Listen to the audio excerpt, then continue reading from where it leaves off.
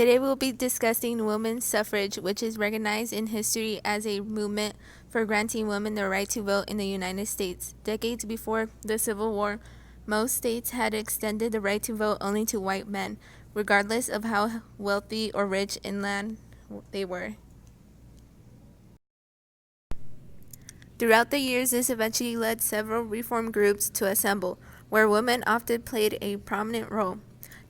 During the 1848 Seneca Falls Convention, several points were discussed in regards to social, civic, and religious rights of women.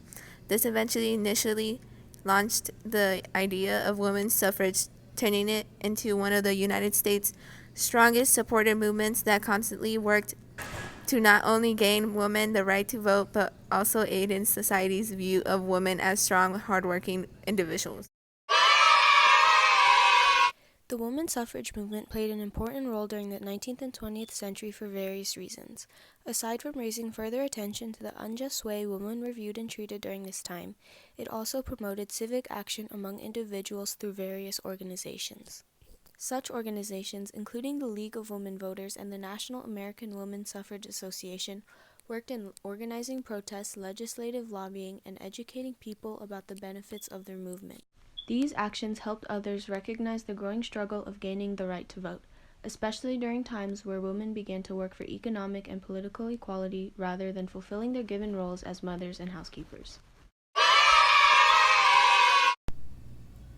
A significant person to acknowledge during the women's suffrage movement is Susan B. Anthony, who is widely recognized as one of the United States' most important figures for social reform and women's rights. During this movement, Anthony often traveled to the country to circulate petitions and campaigns for women's voting rights as well as their property rights. By 1893, she had started the Women's Education and Industrial Union, which granted admission for female students at the University of Rochester, where the first women's rights convention had also taken place. In 1919, she also drafted the original 19th Amendment, which allowed women the right to vote and was passed by both houses of Congress. Another important figure to recognize during this time is Emmeline Pankhurst, who is well known for founding the Women's Social and Political Union. As a British activist, she acted as a helpful English counterpart to her fellow women struggling for suffrage in America. She often engaged in radical tactics to advocate for women's rights, such as organizing protest meetings, enduring hunger strikes, and staging physical confrontations against police members. Her political activism that she participated in lasted for nearly 40 years, resulted in complete success by the time of her death, when British women were granted full voting equality. Another group of people to acknowledge during this movement is the National Woman's Party. Headed by Alice Paul, the National Woman's Party campaigned for the Equal Rights Amendment, but did not gain much support from other feminist groups at the time. Following their British counterparts, many members also went on hunger strikes as a form of protest. By June of 1917, these suffrage protesters were often arrested, despite the actions they participated in to bring women closer to gaining voting rights. The women's suffrage movement, which lasted for nearly 100 years, was finally brought justice in 1920 when the 19th Amendment was passed.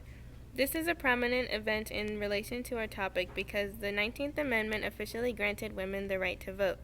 This amendment was passed by Congress on June 4, 1919, and ratified on August 18, 1920.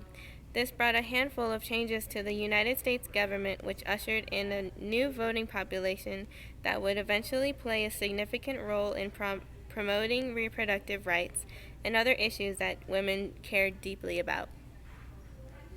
Overall, the women's suffrage movement is still of great importance today. Without the persistent actions of female protest and activism during the 19th and 20th century, women may not have ever been granted the right to vote and express political opinion the way they so freely do today. This movement also helped society to view women as useful, intelligent, and worthy of a chance to create their own political agendas that they may not have had the freedom or willpower to create before this movement. So thanks for watching. Bye.